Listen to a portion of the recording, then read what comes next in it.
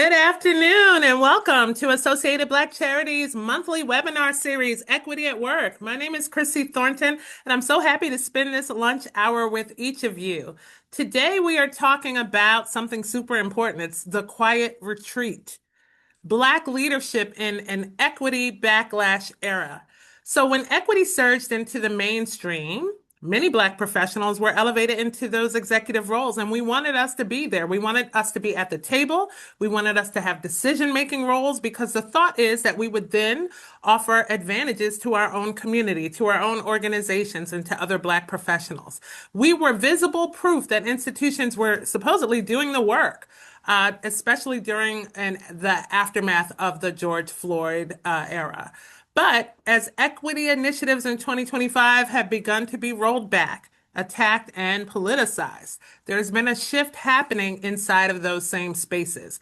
Many Black leaders are starting to shrink rather than standing 10 toes down on the work and on the cause, choosing to be silent, risking their management over moral clarity, and looking at ways that they can even distance themselves from freedom and justice work. So, what happens when proximity to power becomes more important than accountability to your own community? That's what we're here to talk about today. I'm assuming it will be a courageous, interesting, and maybe even contentious conversation. And I'm so excited to be joined by the Tawana Bagwhite. I'm going to ask her to please join me on camera at this time. Welcome, Tawana. Hello, everyone. We're here. And if you all are watching us online, please participate in the chat. We want to hear about your lived experience, your insights, and your thoughts. And also feel free to drop a note and let us know where you're joining us from. So, Tawana, please introduce yourself. Tell us as much as you would like us to know, and then a little bit about why you think today's conversation is important. Thank you for having me. I have to apologize for my voice, but we're going to get through it today. So, good afternoon. My name is Tawana Bagwhite. I am the CEO of Organization at its Best and a DEI strategist, executive coach, and HR transformation leader with over 25 years of experience helping organizations navigate culture, leadership, and equity, especially in moments when those words become uncomfortable. And that is the time today. I am honored to join this conversation and grateful to Chrissy and Associated Black Charities for hosting such a space for this conversation because it speaks to the truth many of us feel but rarely speak out loud about. Absolutely. So let's get right to it. I would love to know, you're an HR professional, an equity practitioner, and all the things. How would you define leadership courage? What does it mean to be a courageous leader? Before we even get into the topic, what does that mean to you? I feel like before I can answer that question, we really do need to set the stage for what we've seen in the workplace because it speaks to that definition. And I can tell you over the past year, I've watched something, I would say, troubling in the workplace, right? Where brilliant Black executives, people who fought for their way into leadership, have slowly retreated, Chrissy. And when equity was trending and when the world was declaring its commitment to justice, Black leaders were welcome in the boardroom, right? Mm-hmm. As a symbol of progress. Those same rooms have become tighter, colder, and to be quite honest, far more costly to speak in.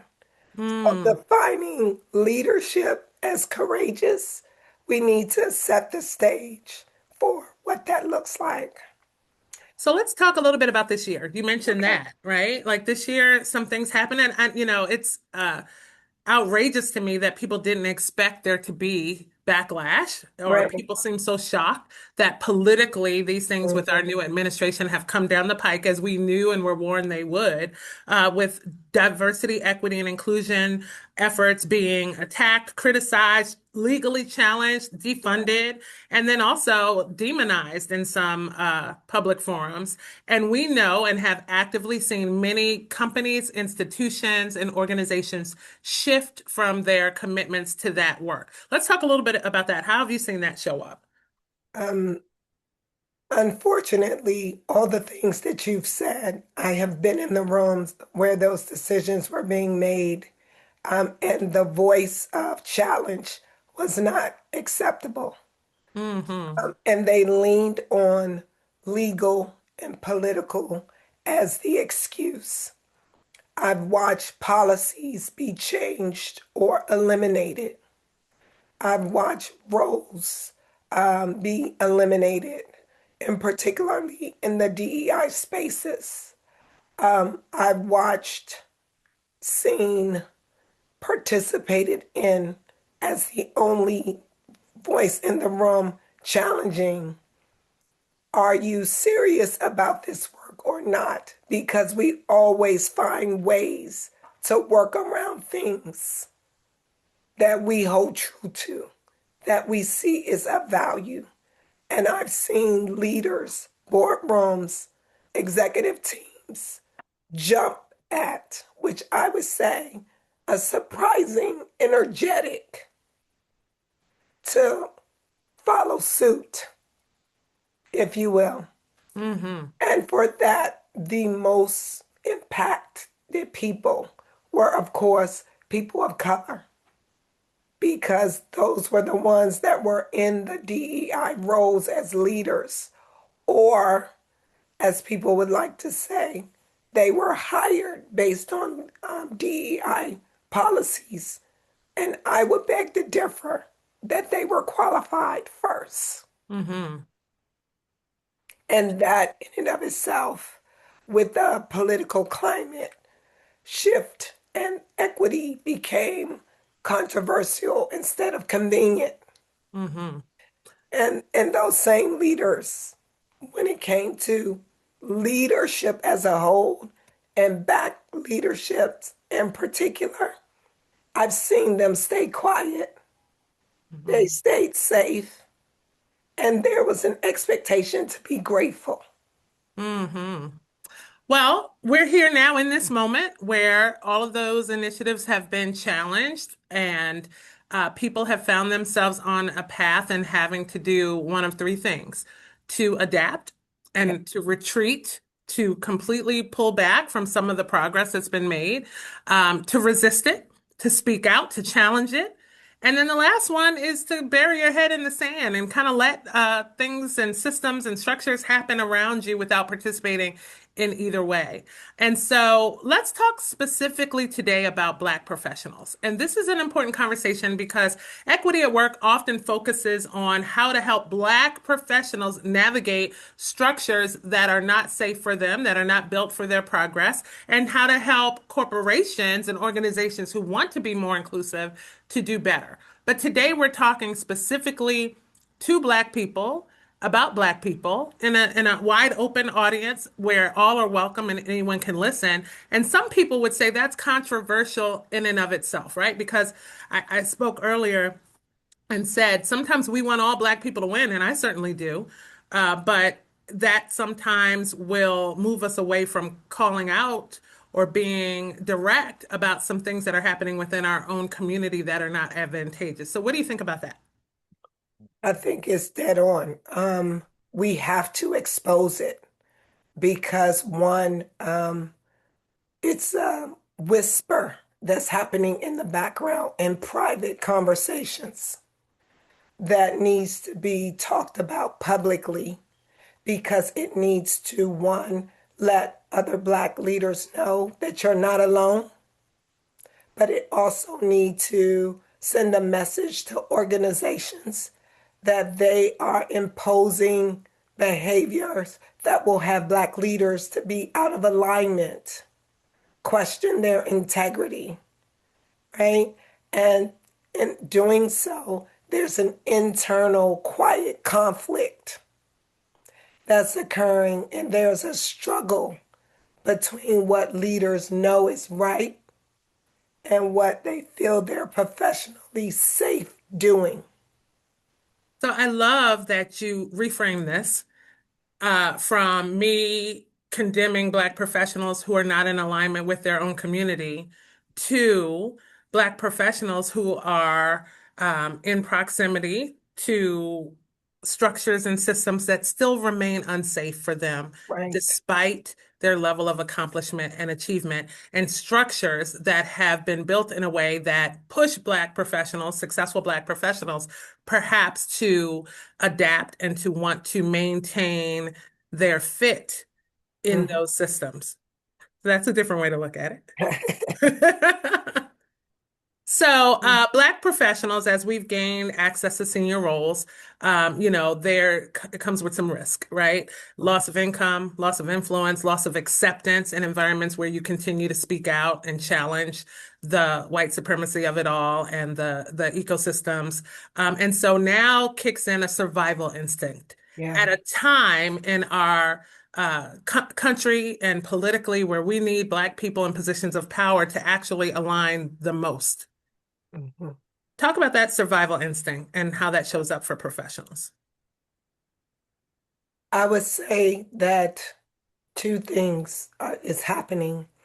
One is I don't believe they don't care, and not because of a lack of courage, but because the states are unreal, because we've gotten comfortable.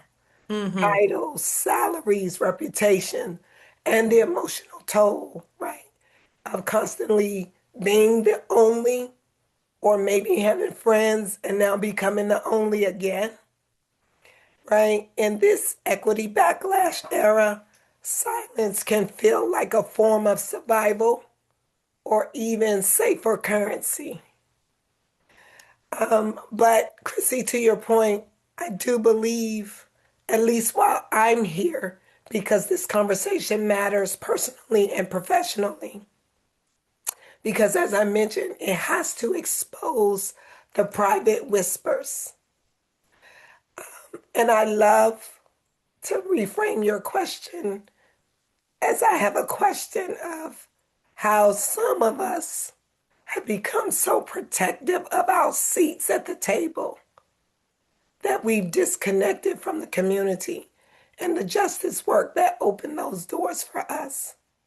So I want to be clear that although there's a reframing, there still is a responsibility. Hmm. And I often wonder if it's that we truly have forgotten or don't understand the assignment Hmm. because survival was never the assignment, I love hearing that. right? Proximity was never the goal.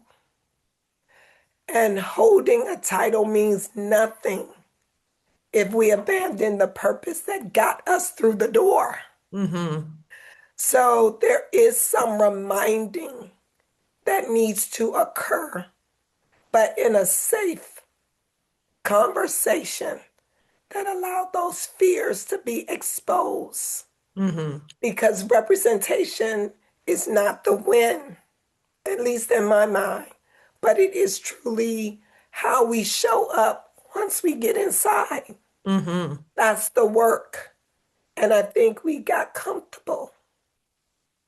Absolutely. And we also know that leaders are rewarded when they reinforce the system, That's when right. they reassure power, when they're calm and non-threatening and non-challenging and grateful. And we've been Mhm. taught over centuries how to show up in that way in order to win and achieve. And so for me, I do recognize my positioning in a lot of privilege, working for a Black organization with a predominantly Black board doing Black work, places me. I'm like, how are these people not showing up for the movement? They've turned their backs on us, but I'm positioned, having worked in white spaces, I do understand it, but I'm positioned now in a good amount of safety to be able to speak out and to hold on to that movement work. Because I'm over here like, what's wrong with Mary? Right. Mary over there being Black and is not looking out for Black people. She has post-traumatic slave syndrome. That's where I'm at. So I do appreciate that you've tempered that. But let's talk a little bit before we go into the today of it all about generational trauma. that's rooted in this desire to be accepted and palatable and to not resist and to get along, go along to get along and those kind of things, and how that unfortunately still shows up in our community. Right? Assimilation is real. Hmm. Code switching is real. Um, and as much as we can explain it away in order to fit in, there's a long history of how we've been trained to be successful and then rewarded Hmm. with the dangling carrot of what success looks like in corporate America, right? Hmm. And as a result of that, we perpetuate the trauma. We do it internally in our employee resource groups, which I'm a huge fan of, and I know you got a thing. I thought I would throw that in. We do it to ourselves, right? To seek approval or to keep everyone in line so that no one can rock the boat for me or someone else. And that trauma and how we've been trained actually takes us back to that courageous, that definition of the leadership, being Hmm. courageous and what that means. The other thing is we stop the cycle by getting rid of the fear. Hmm. So we have to be willing to risk and to lose some things. Absolutely. Hmm.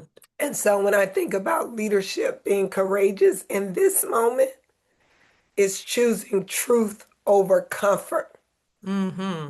in an environment that's increasingly prefer silence. Hmm. And I think about courage is in today isn't just about taking a public stance. There's a lot of ways in which we can do that, but we're out of alignment due to our trauma. And conditioning. Exactly. So we Hmm. got to get into alignment daily, and it requires something of us. We got to name the impact that it's had on us personally before I can even stand for someone else. Hmm. I'm going to go into some rapid fire questions for Okay. you. And Okay. we certainly want those viewing with us to ask their questions as well. But first, I do want to make a statement of opinion.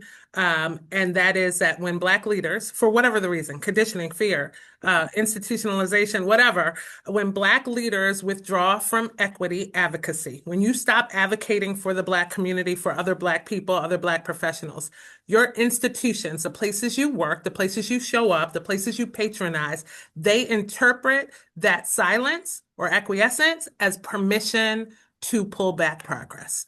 And so I want to say that without any kind of addition to it so that people understand that you are making a choice Yep. in your silence, and it is a choice that gives permission for institutions to continue to harm our communities. Now, Yep. that being said, let's go into some questions. What does it mean? And they're controversial. I hope they're really controversial. I've been looking forward to this for weeks. What does it mean when Black leaders protect institutions that don't protect them? And then you're an HR professional, so Yep. we've had some really, I think, great conversations where people interpret HR as the representative for the company, right? Like not to protect individuals. So what happens when Black leaders start to use their seat to protect the company over protecting the community? It means the psychological contract has become one-sided. When leaders begin to prioritize the reputation and the comfort of the institution over their own well-being,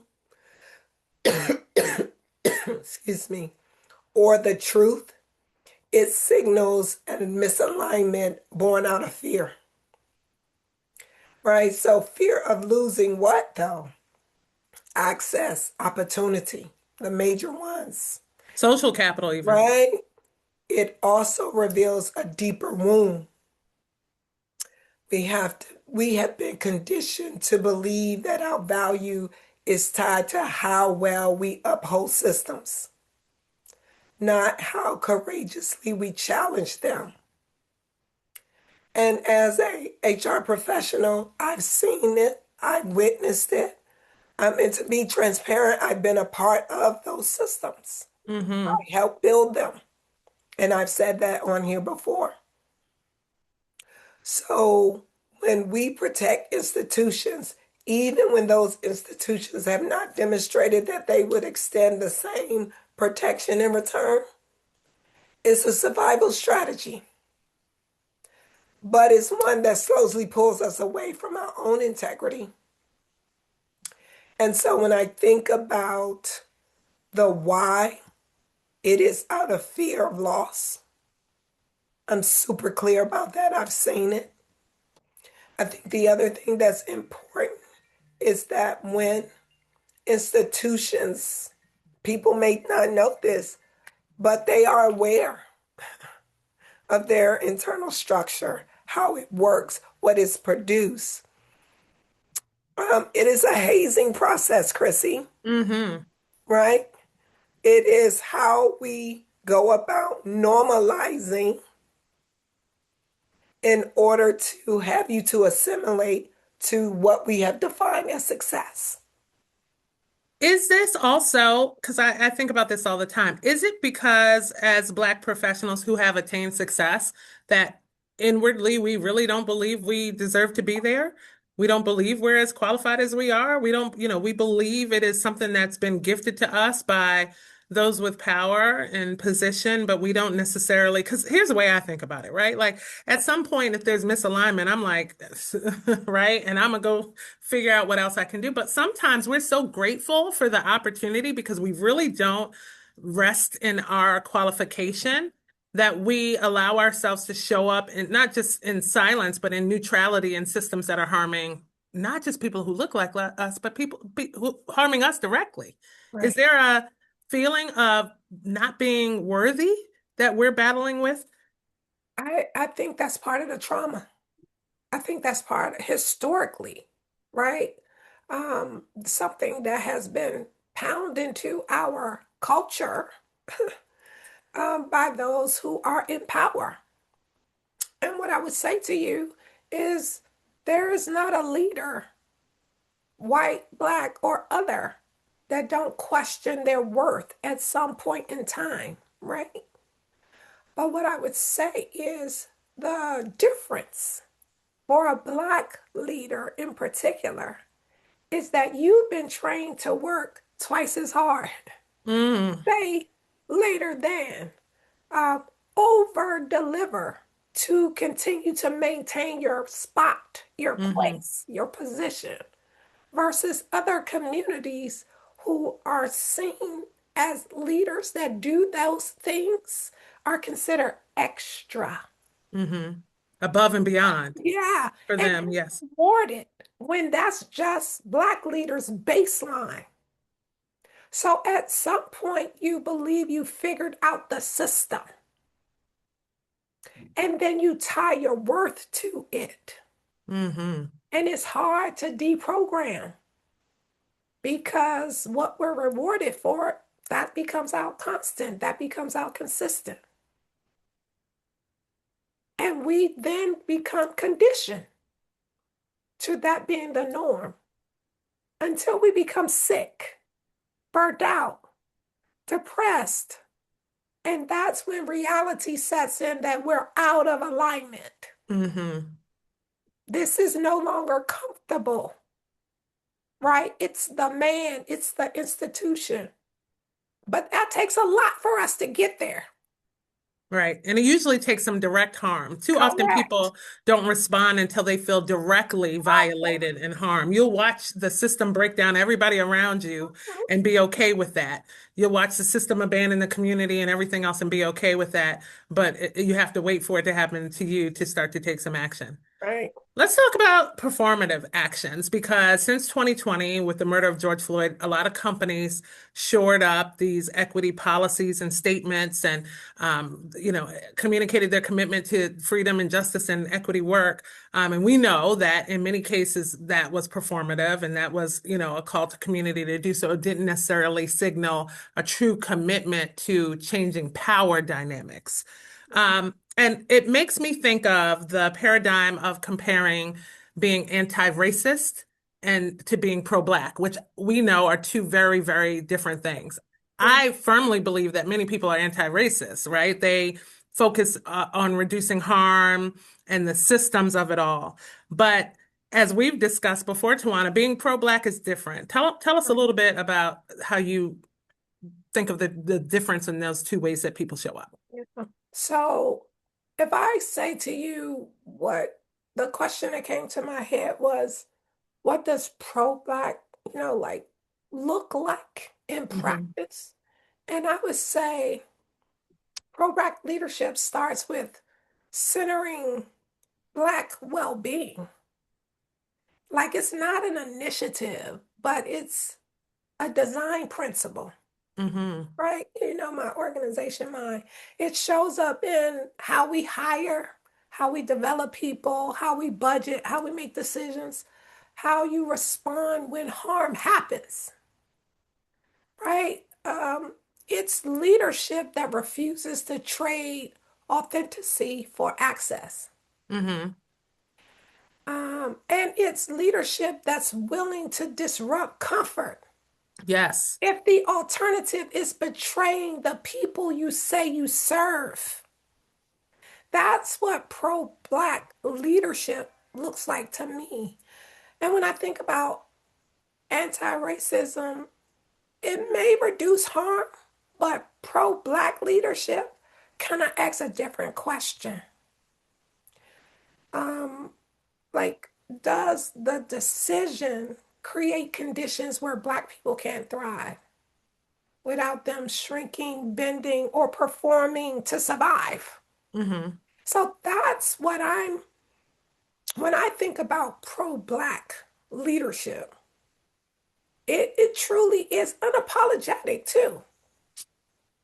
But I also believe that anything that is done regarding the well-being for a particular group applies to all. Hmm. But I know that we have to be proactive in designing for it, or we know for history it will never be automatically put in. Yeah.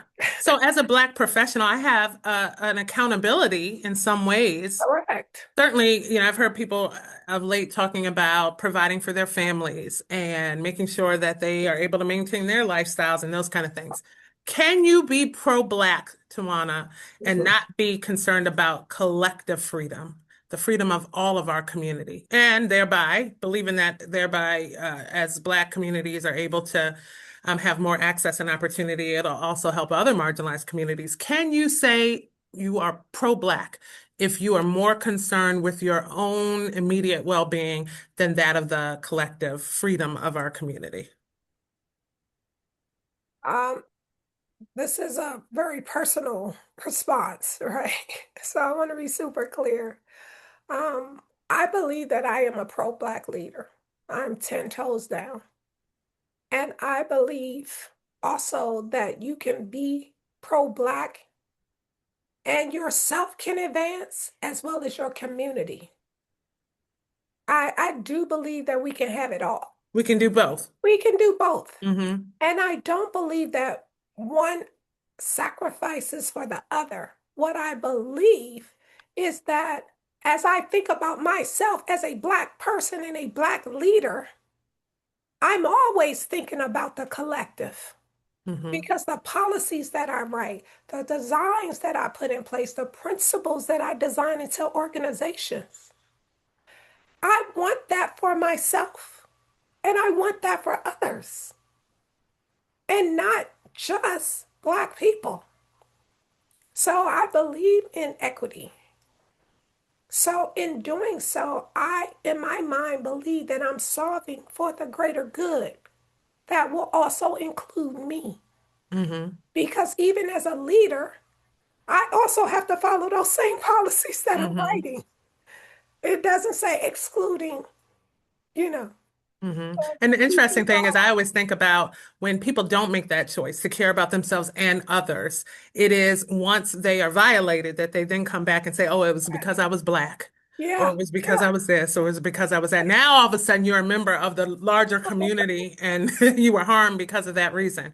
Let's talk a little bit about how it shows up very clearly in workplaces or in organizations, specifically when Black professionals decide to retreat, right? Like when they Yeah, decide to not speak out. The first place is boardrooms. And, ABC does a lot of work to make sure that Black professionals have an opportunity to be at the table on boards. And the research shows that one way is avoiding equity language to prevent donor discomfort. What do you yeah. think about that? It saddens me. So I would say the cost of carriage has gotten higher. Mm-hmm. So when I think about the political risk, the financial, social, all those things, they're attached to truth telling. And the intent is to, you know, shrink that voice. So as I think about the boardroom, we have to be there now more than ever. So the work that ABC has been leading for many years around ensuring that Black voices are in places like boardrooms where decisions are being made is critical. I also believe that if we don't have those voices there, there's so many things that are missed. I don't think that any board that lacks all cultures, but Black people, Black leaders in particular, are the most innovative. Mm-hmm. I don't think they are in touch with their consumers or their employees or organizations or whoever that they're serving because they don't have representation. Mm-hmm. Mm-hmm. And to have representation again without voice is null and void for me. Mm-hmm. So when Absolutely. I'm speaking from a place of there's not only representation, but there's voice. One thing that probably is a pet peeve of mine is people who decide to remain silent in professional spaces or organizational spaces when they privately disagree. So there's sometimes I'm in rooms where I'll raise my hand and I'll be part of the small percentage of people willing to challenge a concept. And I look around for support and alignment and people remain silent. And then during the break, they come over. I call these sister girl moments. I hate them. And they tap me, girl, you were right on point with that. Or I'm in 100% agreement, but you showed no agreement publicly, right? You just were willing to privately disagree. That's almost worse to me. I would rather you just be, someone who's not a co-conspirator with me at all than for you to wait until no one's looking until at that point, then raise your hand in agreement. Have you experienced those moments as well? Every day, Mm-hmm. every day. Um, I would say to you that how I've handled those things over the years is I've done a call out. So one, I thank them, but on the other hand, I have asked them when we come back in session, would you mind sharing that with the rest of the group? That's right. That's Right? right. So I'm calling them on it. Um, and although I understand the fear, right? I don't feel encouraged. That experience does not make me feel good. Not at It all. actually amplify the loneliness, Mm-hmm. right? It validates that I'm not crazy. Like this doesn't make sense. This is not for the greater good. However, I have a strategy that I believe I've heard you speak to, which is I find my allies in the room, Mm-hmm. right? And most times they don't look like me. And I get Uh-oh. right. And I get their opinion and their thoughts. And I'm like, I'm going to raise this question again when we get back in the group. They're like, great, yes, let's do this. That's a very different response from the sister Yeah. girl moment. Yeah.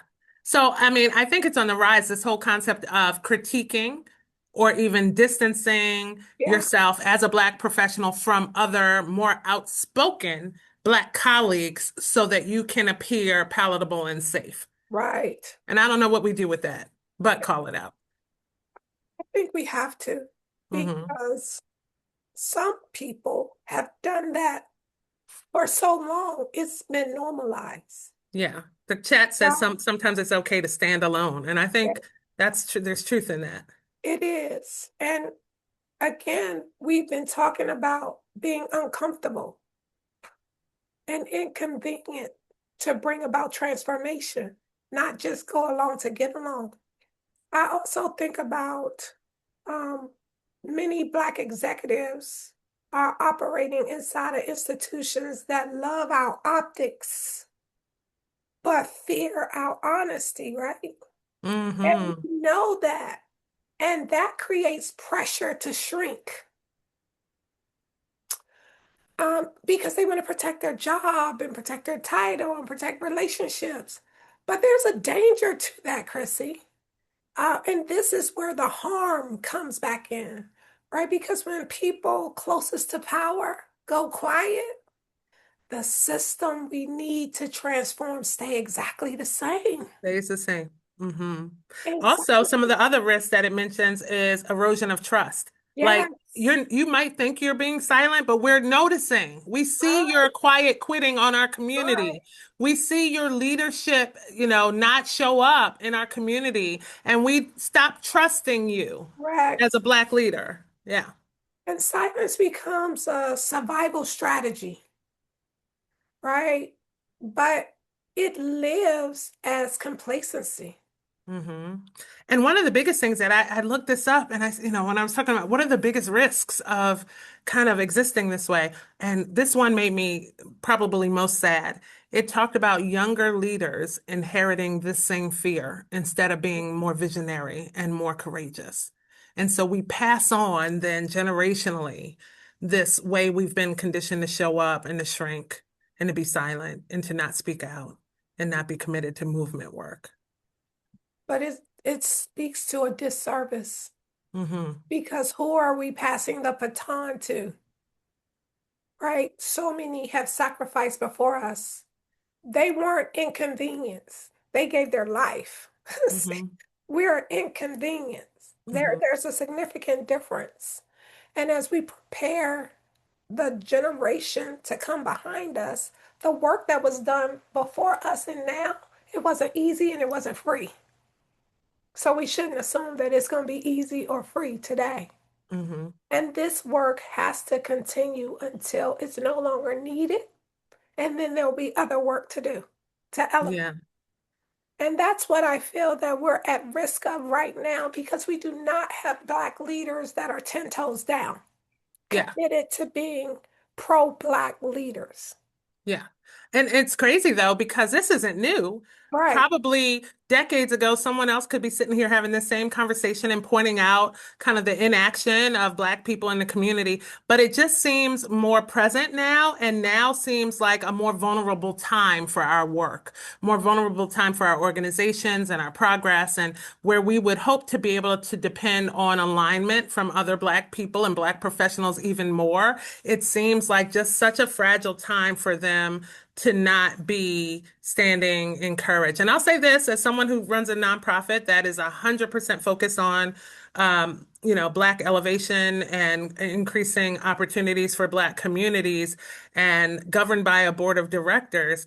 I see what we're going to call, the inaction, right? I see when people who have at one point raised their hand now are less ready to share social media posts about the work of the organization, or less likely to show up at the events, or less likely to donate, or certainly less likely to use their professional reputation to make introductions or to fundraise. I'm watching it happen in real time. And I know as a leader, I'm not supposed to talk about these these things, right? Because we're supposed to stay complacent and protect each other at all costs. I'm watching political leaders that we helped get elected through our advocacy and offering our community support not stand with Black causes in this moment. We're watching the retreat happen in real time, but we still don't want to amplify it, right? Because it's like our community's dirty laundry that we don't want to talk about in public forum.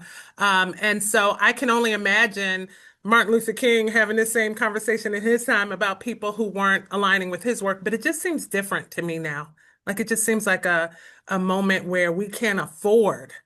I'm sure we could never afford it though. But for me today, it just seems more harmful. Maybe I'm off base. Anyone in the chat, if you have any thoughts, we'd love to hear from you as well.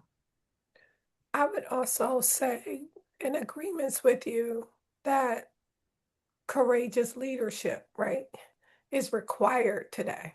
Hmm. I think we're at risk of losing ground, Hmm. and I'm unsure if we're pouring into the next generation the way we should be for them to continue to run this race. So that's why this time feels different Hmm. to me. And I'm concerned because there's a part of me that says we've talked about this, a Black elite.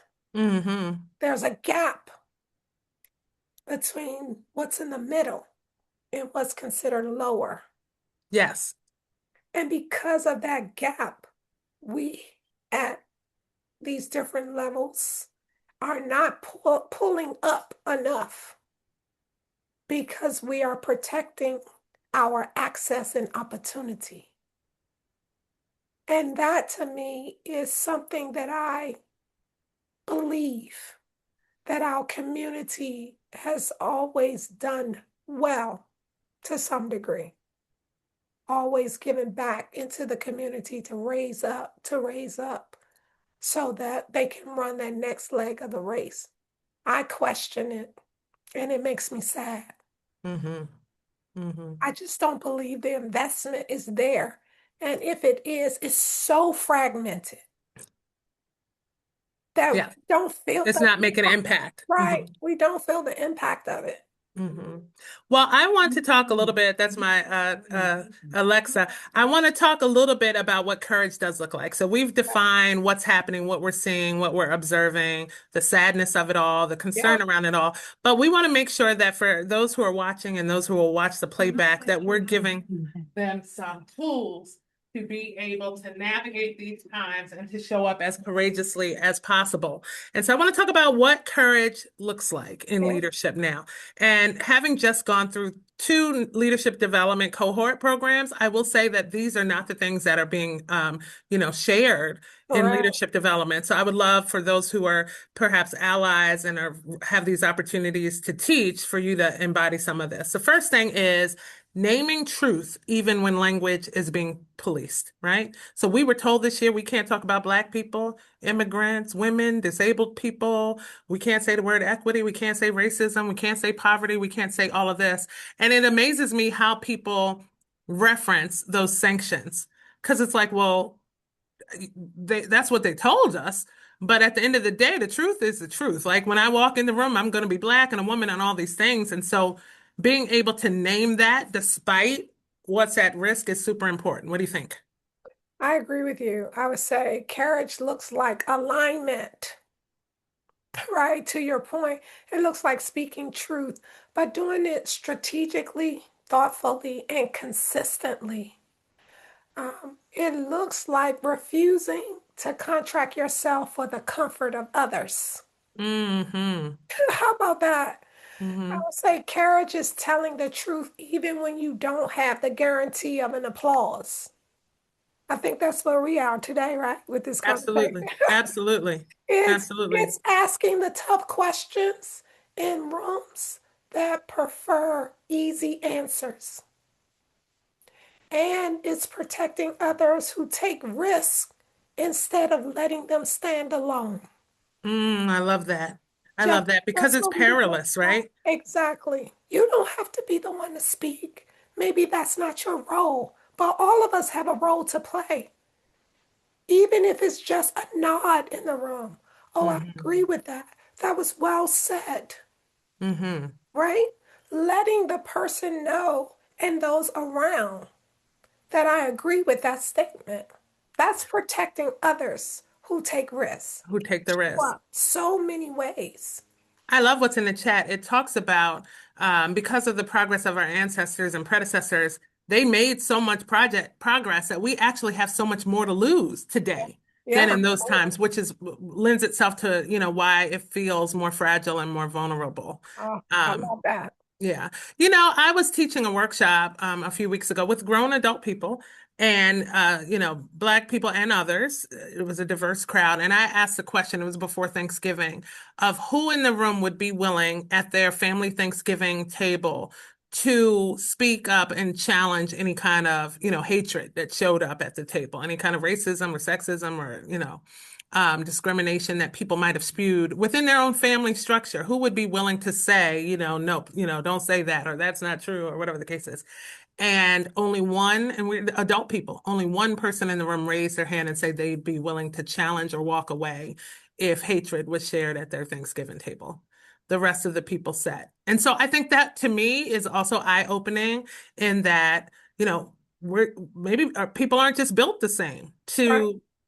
to challenge that comfort to help other people grow. We're not built to be able to do that. Another way that courage shows up is you spoke about protecting those who speak up, but also reconnecting leadership decisions to the community impact, Mhm. starting to think about not just ourselves, but how do we lift as we climb? How do we have the greatest impact on our whole community? How do we all move forward at the same time? So breaking down a little bit of that elitism. Let's talk a little bit more about that. Interesting. I wonder if those that are in the elite class, and I might be in it, I just don't know. I think if you don't know, you might not be in it. Is there or a meeting spot or something? I haven't gotten invited to I think it's Afro Creek. I think that's the meeting spot. I don't know. that. It's a close-knit group of Yes. people that work within the confines of that group Yes. and understand how they benefit from each other Yes. and to protect their space, position, The access. economic opportunities, all the things. Yeah. Absolutely. There is not enough room to go around. And that to me is where the breakdown occurs. It's a mindset because there's not a belief that when I rise, we all rise. I'm Mm, taking someone with me. So that is an elite mindset that most people aspire. I put in air quotes because I don't want to, speak for yeah. all. I mean, Aspire to most be. people are not turning down the opportunity to be in those Correct. kind of circles. Yes. Right. And as a result of that, you get trained how to. But I will also tell you that that social society is a reflection of what white social society look like. So at one point, we wanted to be in those clubs to break barriers. Hmm. Now And we're then, perpetuating it. correct, then we created our own because we couldn't get in it. Hmm. But I would expect that we would have done it the right way. Hmm. And that's the missing for me. That's the sad for me. And that's why I feel this conversation needs to be public. Hmm. It's a family conversation, but I also believe it needs to be public because there are some allies that may be contributing and have no idea. Hmm. So, Tawana, tell us if you were to give advice to Black leaders, what should we be doing in this moment? Great question. So much I want to tell Black leaders. Let me start with this. When I think about two things come to mind when I think about that question, Chrissy. And the first one is we got to tell the truth about our current reality. And that requires us to do some self analysis and self examination of where we are and if we are out of alignment. I think the other thing that's so important is for us to really take a look at how have we contributed to our current reality, because we're sitting in rooms that our ancestors fought to open. We didn't enter these spaces just to survive them. We entered to To transform them, transform them, yes. right? Oh, that sounds So, like a t-shirt, Tawana. Let me write that right. down. So silence may feel safe, but it's not free. Hmm. So our voice is our power. And this moment doesn't require perfection. It requires presence for us to lead with intention. So I'm asking us, are you leading with intention? Are you anti-racism or pro-Black leader? Are you in alignment with your current reality? And do you have the courage to lead in today's environment? We can't afford to retreat. It's too much has been sacrificed for us to be silent now. So there's Mm-hmm. a lot to lose. So that's what I'm asking. I'm asking us to challenge ourselves to be honest and to examine our intention. Are we in alignment, and do we have the courage to do the thing that is necessary to move us forward? And one other piece I've heard you say before, and I had never really thought about it, is you often talk about mentorship and Yeah, make sure we're not passing on yeah, this conditioning as we're guiding other people on their career paths. You want to talk a little bit about that? sure. That's one of my things. Mentorship is so important because all of us need to pay it forward. It should be something that is ingrained in us. You heard me several times talking about passing the baton. At some point, we'll get old and we'll move on, and we want to leave a legacy, a future that we know we will be able to live in. And I think that mentorship and sponsorship, for that matter, brings about a way in which you can instill values and morals and skills and how to navigate in different spaces for people to take from your learnings. And if we're not mentoring anyone, then we should today. The other thing that I've learned is reverse mentoring is just as important. Mm. I have younger people that mentor me for so many things. Technology is one for sure, but mentor me on staying connected with what's happening in the this generation, how they think, what's important to them. I want to be able to attract them to our roles, but I got to understand how they see them, what they're considering, what's important. And so I love the work that ABC does around investing in our youth. But if we're not doing that on a personal level, I would challenge us to do that. Mm-hmm. So the thing about having these conversations that are often uncomfortable, and then many environments sanction them, right? Like they don't give you the free space to have these conversations that might feel like you're standing in judgment or even shaming other Right. Black people or other Black professionals, which certainly was not the goal today. In fact, quite oppositely, the goal is to start to call our community back to itself. All To right. call us back to accountability to one another, back to accountability and seeing ourselves as one community where we all deserve the opportunity to succeed and have access and to live life fully and those kind of things, and not to perform in such a way that Yeah. our protectiveness over our own accomplishments is Yeah. done so at the expense of other people in the Black community. So, Tawana, first, I want to thank you for being on with us today, but I want to give you the last couple of minutes to give us some closing remarks about this topic. I will tell you this will not be the only time that ABC or we collectively talk about this, because I think we're going to have to continue to shift people's mindsets so that we have the army that we need to survive this moment. But turn it back over to you. Sure. So, as we close, I want to leave us with this truth. Silence may feel like safety, but it's also slowly erodes our purpose. We're operating in a moment where the world is pushing us to become smaller, quieter, and less disruptive. And yet, every generation before us survived because someone chose not to shrink. Someone chose courage over comfort. Someone chose alignment over acceptance. We stay in the rooms today not because they were generous to us, but because our community was persistent. And that means we carry a responsibility. And I can't echo that enough. We have a responsibility not to be perfect, not to be fearless, but to be present. We have to be in those rooms and we have to give voice to the things that are not being considered or undermined or unfunded or.